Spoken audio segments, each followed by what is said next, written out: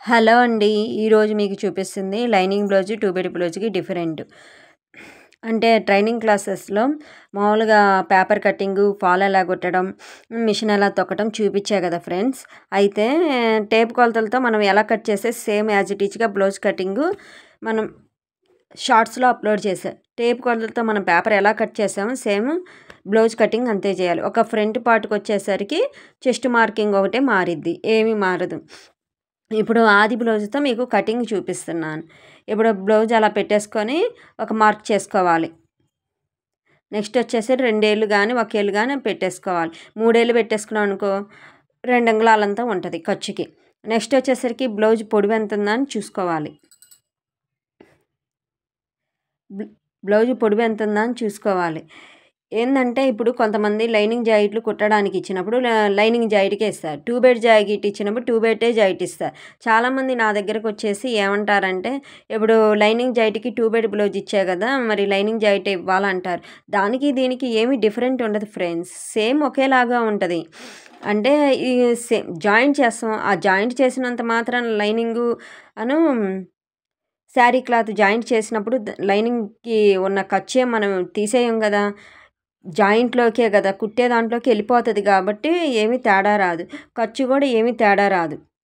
మనం జాయింట్ చేసిన తర్వాత ఎగస్ట్రా పీసెస్ కట్ చేస్తాం. మనం ఫస్టు లైనింగ్ ముక్క కట్ చేసి, ఆ తర్వాత శారీ క్లాత్‌లో ఉన్న బ్లౌజే గదా కట్ చేసేది.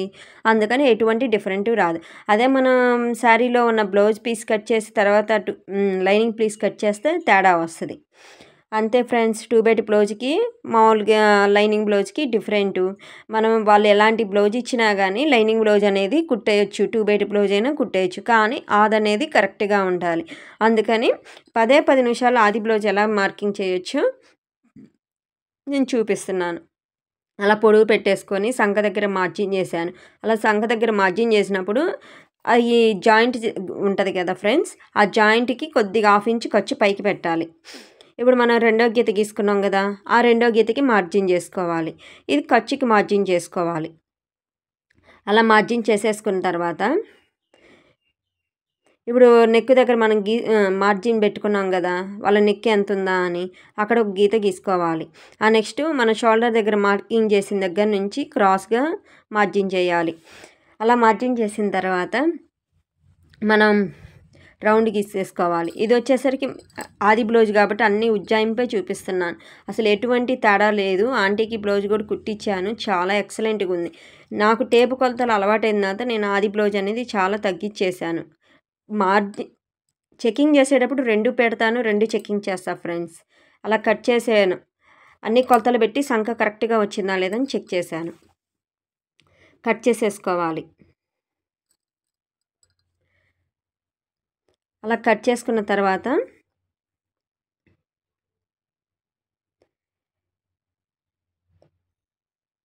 ఇంకేంటి సంగతులు ఫ్రెండ్స్. నా దగ్గర ఒక అమ్మాయి నేర్చుకోవడానికి ఇద్దరొస్తున్నారు. ఒకళ్ళేమో డ్రెస్సులు కుట్టేశారు ఫ్రెండ్స్. ఇంకొకళ్ళేమో జాకెట్లు. తనకైతే కత్తెర పట్టుకోవటం గూడా రాదు. అసలు టేపు కొలతలు గానీ ఏదీ రాదు. అసలు నేను నేర్చుకోలేనక్కా అని భయపడ్డది తను. ఏమైందంటే నేనన్నాను ట్రై చెయ్యి, ట్రై చేయకుండా ఏమి రాదు. ఒక 4 రోజులు, 5 రోజులు అసలు ఏమీ అర్థం కాలేదు. కానీ స్టెప్ బై స్టెప్ ప్రతిదీ నేర్చుకుంది. ఇప్పుడు తనంతట తను బ్లౌజ్ కుట్టేస్తుంది. నువ్విచ్చిన ధైర్యంతోనేనక్క నేను బ్లౌజ్ కుట్టేశాను అని. మనం ఎంతున్నామా, మనకెంత టాలెంట్ ఉందా అని కదా! మనకెంతొచ్చు, మనం ఎలా బాగా నేర్పిస్తామా అనేది చూసుకోవాలి. అవతలోళ్ళని మనం ఇంట్రెస్ట్‌గా అప్రిషియేట్ చేస్తే వాళ్ళనేది కూడా నేర్చుకుంటారు. ఇప్పుడు హ్యాండ్స్ మార్జిన్. అలా హ్యాండ్స్ మార్జిన్ చేసేసుకొని, మనం బ్లౌజ్ తీసుకొని సేమ్ ఇప్పుడు ఆది బ్లౌజ్ కాబట్టి సేమ్ అలానే పెట్టేసుకుంటాము. అదే టేప్ అనుకోండి, హ్యాండ్ ఎంతుందా అని కొలతేసుకుంటాము. ఆడ జాయింట్ దగ్గర ఒక మార్క్ చేసి హాఫ్ ఇంచ్ ఖర్చు పెట్టేసుకోవాలి. మనం మార్క్ చేసిన దగ్గర ఒక గీత, హాఫ్ ఇంచ్ ఖర్చుతో మార్జిన్ చేశాను. పైకే గీశాను ఫ్రెండ్స్ చూడండి. అలా గీసిన తర్వాత ఇప్పుడు వాళ్ళ హ్యాండ్ లూజ్ ఎంతుందో మనం మార్క్ చేయాలి. ఆ మార్క్ చేసిన దగ్గర సంక జాయింట్ ఉంది కదా! ఆ జాయింట్ దగ్గర నుంచి హాఫ్ ఇంచ్ పైకి పెట్టేసుకోవాలి. అలా పైకి పెట్టిన తర్వాత మనం మధ్యలో ఒక మిడిల్ డాట్ గీయాలి. అక్కడి నుంచి అంగుళంన్నర పెట్టుకుంటాం కదా! ఉజ్జాయింపు మనం టేపుతో కాబట్టి ఉజ్జాయింపు పెట్టేసుకొని మార్జిన్ చేసుకున్నాం. ఆదితో కాబట్టి మార్జిన్ చేసుకో. అదే టేప్తో అయితే పైన అంగుళంన్నర పెట్టుకుంటాము. మిడిల్కి వచ్చేసరికి ఆ సైజు బ్లౌజ్ ఎంత అయితే అంతగా డౌన్ చేసేసాము. అలా కట్ చేసేసుకోవాలి ఫ్రెండ్స్. అలా కట్ చేసుకున్న తర్వాత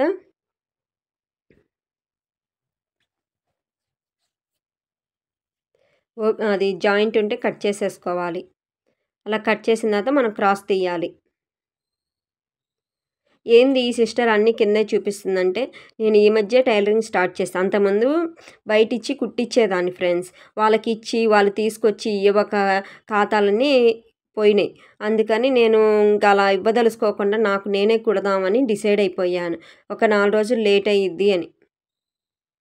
దానికి తోడు ఇప్పుడు వాళ్ళిద్దరు కూడా నేర్చుకుంటున్నారుగా, అందుకని నేను స్ట్రెస్ ఎక్కువ తీసుకోవట్లేదు. ఏదో వచ్చిన వరకు కుట్టేస్తున్నాను. రోజుకు ఒకటి కుట్టుకున్నా చాలు. మనం కాలక్షేపానికి మనకొచ్చినయి పోకుండా ఉంటాయి. మనకి వచ్చినట్టు ఉంటది. కొత్తగా నేర్చుకున్న వాళ్ళకైతే అది. మాలాంటోళ్ళకి రోజుకి ఒకటో రెండో కుట్టుకున్నారనుకో ఫ్రెండ్స్, అదనేది మర్చిపోము. ఆ ముక్కలనేది దానికి జాయిన్ చేసుకోండి. ఇప్పుడొచ్చేసరికి మనం ఫ్రంట్ పార్ట్ కట్ చేసుకోవాలి. ఓపెన్ అనేది మన వైపు ఉంచుకోవాలి. క్లోజ్ అనేది అటు ఉంచుకోవాలి. అలా ఉంచుకున్న తర్వాత షేప్ పట్టీకి ఎంత పట్టిద్దని నేను మార్జిన్ చేసేసుకున్నాను. మార్జిన్ చేసిన తర్వాత బ్యాక్ పార్ట్ వేస్తాను. బ్యాక్ పార్ట్ క్రాస్గా మనకి ఎటు వాలుగా ఉంటట్టు క్రాస్గా పెట్టేసుకోవాలి. అలా క్రాస్గా పెట్టేసుకొని నీట్గా అనుకోవాలి, ఏం ముడతలు లేకుండా. చుట్టూ మార్జిన్ చేసుకోవాలి. సేమ్ టేపు కొలతలు కూడా ఇంతే. కాకపోతే ఇదేమో మనం ఆది బ్లౌజ్తో పెట్టుకుంటాము, అది టేపుతో కొలతేసి పెడతాము. మెజర్మెంట్లు కూడా మనం జాకెట్ కొలతలంటే డైరెక్ట్గా జాకెట్ కొలత తీసుకొని ఎలా పెట్టడం అంటే రాదు. మనకి బ్లౌజ్ మెజర్మెంట్ 28, 30, 32, 34, 36, 40 అనేవి మెజర్మెంట్లు ఆల్మోస్ట్ వచ్చాయనుకోండి, మనం బాడీ మెజర్మెంట్లు ఎలా తీసుకోవాలనేది వచ్చేసిద్ది. డైరెక్ట్గా జాకెట్ ఆది తీసుకొని దానికి బాడీ అది కొలతేసి అది మార్క్ చేసి కట్ చేస్తే మనకి వచ్చినట్టు కాదు. ఫస్ట్ ఎవరైనా నేర్చుకునే వాళ్ళు పేపర్ కటింగ్ చేశారనుకోండి, ఎంత రానోళ్ళకైనా ఈజీగా వాళ్ళకి కటింగ్ అనేది వస్తుంది. నెక్స్ట్ వచ్చేసరికి వాళ్ళకి బ్లౌజ్ కుట్టడం కానీ వాళ్ళంతా వాళ్ళు మార్కింగ్ చేస్తారు. అలా మనం పెట్టిన తర్వాత 2 అంగుళాలు ఖర్చుతో గీత గీసాను. మనం షోల్డర్ దగ్గర నుంచి ఖర్చు దగ్గర మార్జిన్ చేస్తాం. అక్కడి నుంచి జాకెట్ అనేది ఫ్రంట్ పార్ట్కి మార్కింగ్ చేసుకోవాలి. అలా మార్కింగ్ చేసిన దగ్గర నుంచి హుక్స్ 4వ హుక్స్ ఉంటుంది కదా ఫ్రెండ్స్, అక్కడికి పెట్టేసుకోవాలి. ఎందుకంటే మనకు ఖర్చులకు పోతాయి కదా. అలా పెట్టేసుకున్న తర్వాత నేను డైరెక్ట్గా సంకలో డ్రాప్ చేసేస్తాను ఒకేసారి. అప్పుడు ఒక 1/2 ఇంచ్ అయినా క్లాత్ మనకి కలిసి వస్తుందని. ఇప్పుడు గీసింది ఫ్రంట్. అర్థమవుతుందిగా ఫ్రెండ్స్. అలా పెట్టేసుకున్న తర్వాత మనం షోల్డర్ మధ్యలో నుంచి మన చెస్ట్ మార్కింగ్ ఉంటుంది కదా, అక్కడ టక్స్తో పట్టుకోవాలి ఆది బ్లౌజ్కి. అలా పట్టుకొని 1/2 ఇంచ్ ఖర్చు పెట్టేసుకొని మార్జిన్ చేసుకోవాలి. 2/8 బ్లౌజ్కి లైనింగ్ బ్లౌజ్కి ఎటువంటి తేడాలు వాళ్ళు 2/8 ఇచ్చి మనకు లైనింగ్ కొట్టమన్నా మనం కుట్టేయచ్చు. ఇప్పుడు ఫ్రంట్ పార్ట్కి ఎక్కడి వరకు నుంచి ఎక్కడి వరకు టక్స్ ఉన్నాయా అని మనం ఉక్సులు పట్టి వైపు నుంచి పెట్టేసుకొని అక్కడి నుంచి వాళ్ళకి ఎంత ఉందా అని స్టెప్ చూపిస్తున్నాను. మ్యాక్సిమం 2 అంగుళాలు ఉంటుంది. అందుకని మనం అటు 2 ఏళ్ళు ఇటు 2 ఏళ్ళు పెట్టాము. ఆది బ్లౌజే కాబట్టి నేను ఎక్కడ టేపు ఉపయోగించలేదు. మామూలుగా అయితే టేపు కొలతలతో పెట్టాను అనుకోండి, అక్కడక్కడ ఆది బ్లౌజ్ అనేది ఉపయోగిస్తాను. ఈ 1/2 ఇంచు 1/2 ఇంచు ఖర్చు ఎందుకంటే సంక దగ్గర 1/2 ఇంచు పెట్టి కింద నడుము దగ్గర 1/2 ఇంచు పెట్టేది బ్లౌజ్ అనేది ముడతలు రాకుండా ఉండటానికి. మనం బ్లౌజ్ కుట్టిన తర్వాత హ్యాండ్ జాయింట్ చేసేటప్పుడు కానీ కింద నడుము జాయింట్ చేసేటప్పుడు కానీ అసలు ముడతలు అనేవి పడటం, ఖర్చు అనేది బయటికి రావటం ఎటువంటిది ఉండదు. అలా కట్ చేసుకున్న తర్వాత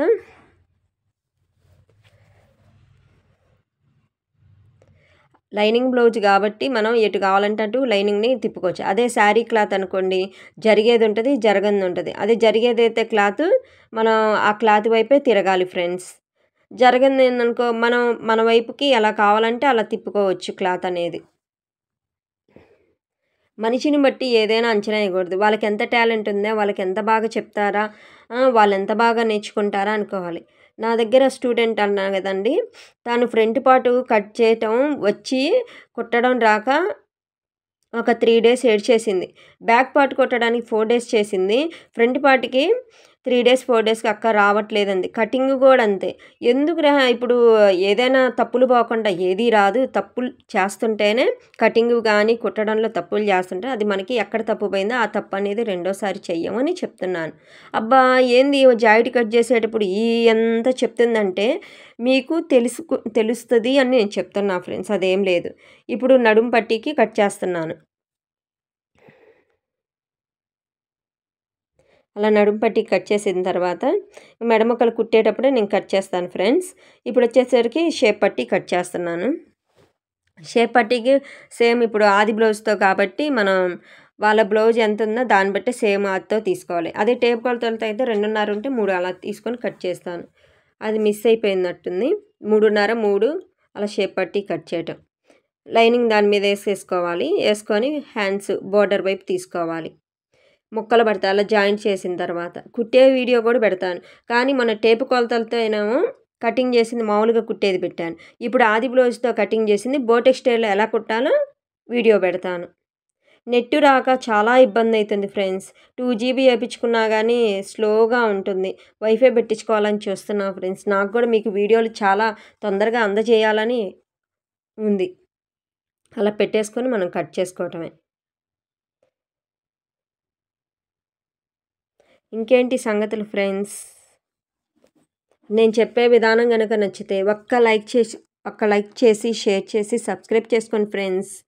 మీలాగా ఎంతోమందికి ఉపయోగపడిద్ది. చాలామంది వీడియోస్ చూస్తున్నారు గానీ సబ్స్క్రైబ్ చేసుకోవట్లేదు. మీరిచ్చే సబ్స్క్రైబ్ వల్ల నేను ఎన్నో వీడియోస్ చేయాలని ఇంట్రెస్ట్ వస్తది.